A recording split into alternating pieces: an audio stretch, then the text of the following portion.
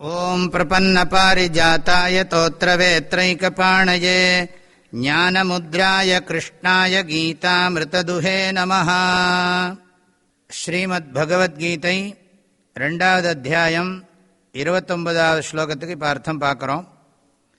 ஆச்சரியவத் பஷ்யதி கஷ்சிதேனம் ஆச்சரியவத் வததி ததைவ சான்யஹ ஆச்சரியவச்சைனமன்யः ஷ்ருணோதி ஸ்ருத்வாப்யேனம் வேதன சைவ கஷ்சித். பகவான் ஸ்ரீகிருஷ்ணர் 11வது ஸ்லோகத்தில் அர்ஜுனனை கவலைப்பட வேண்டிய அவசியம் இல்லை, அதுக்கு நான் உனக்கு விளக்கம் சொல்கிறேன்னு சொல்லி 12வது ஸ்லோகத்தில் இருந்து 28வது ஸ்லோகம் வரைக்கும் ஆத்மாவோட லட்சணங்களை பற்றியும் அனாத்மாவினுடைய தன்மையை பற்றியும் உபதேசம் பண்ணினார். இதுக்கு பேர் ஆத்ம அனாத்ம விவேகா.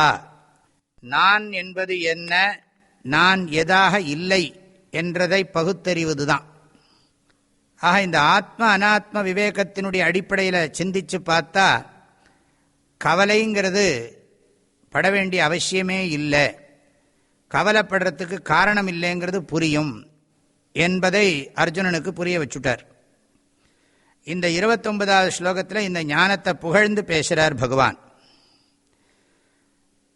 கஷ்சித்து ஏனம் ஆச்சரியவத்து பஷ்யதி. ஒருவன் ஏனம்னா இந்த ஆத்மாவை ஆச்சரியமாக பார்க்கிறான், ஆச்சரியத்தோடு பார்க்கிறான். அதாவது இந்த ஆத்ம தத்துவத்தை புரிஞ்சுக்கிறது ரொம்ப அரிதுன்னு அர்த்தம். இந்த இடத்துல ஆச்சரியங்கிறதுக்கு 2 அர்த்தம். ஒன்று ரொம்ப அரிதானதுன்னு அர்த்தம், இன்னொன்று வியப்புக்குரியது. ஆச்சரியம்னா தமிழில் வியப்பு தானே. ஆக அந்த வியப்பை சொல்கிறார். எது அரிதோ அது வியப்பு தான். இந்த யானையெல்லாம் வீட்டு வாசல்லாம் வரும்போது அதிசயமாக பார்ப்போம், அது ரொம்ப ரேர். அப்போ அது ஆச்சரியமாக நம்ம பார்க்குறோம். அது மாதிரி இந்த ஆத்ம தத்துவத்தை புரிஞ்சுக்கிறதுங்கிறது யாரோ சில பேர் தான் புரிஞ்சுப்பாங்க, எல்லாராலையும் புரிஞ்சிக்க முடியறதில்லை. ஏன்னா மனசு உலக வாழ்க்கையை நோக்கியே போகிறதுனால பொறுமையாக இந்த தத்துவத்தை ஆராய்ச்சி பண்ணி புரிஞ்சுக்கிறவங்க ரொம்ப அபூர்வம். அப்படி புரிஞ்சுக்கிறவங்களுக்கு இது ரொம்ப ஆச்சரியமாக இருக்குது. நானே ஆனந்தமாக இருந்து கொண்டு ஆனந்தத்தை உலகமெல்லாம் தேடுறேனே, என்னே ஆச்சரியம்னு தனக்குத்தானே சொல்லிக்கலாம். ஆகவே இந்த ஆத்மாவை தெரிந்து கொள்ளுகின்றவன் அரிதானவன், வியப்புக்குரியவன் என்பது பொருள். அதே மாதிரி இந்த ஆத்மாவை பற்றி ஒருத்தன் எடுத்து விளக்கி சொல்கிறான். ததைவ அந்யஹ ஆச்சரியவத்து வதத்தி. மற்றொருவன் இந்த ஆத்மாவை பற்றி எடுத்து விளக்கி சொல்கிறான். குருநாதர் இதை விளக்கி சொல்கிறார்.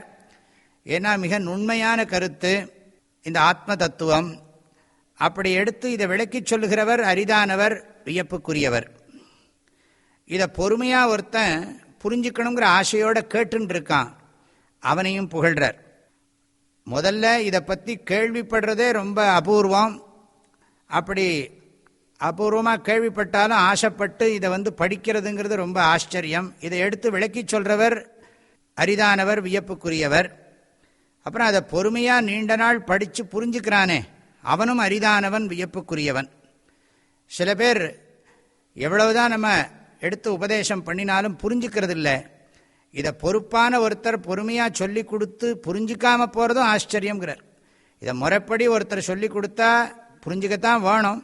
ஆனால் சில பேர் இந்த உண்மையை புரிஞ்சிக்காமல் போகிறதும் இருக்குது, அதுவும் அரிதாத்தான் இருக்குது, ஆச்சரியமாக இருக்குது என்று இந்த ஞானத்தை புகழ்ந்து பேசுகிறார்.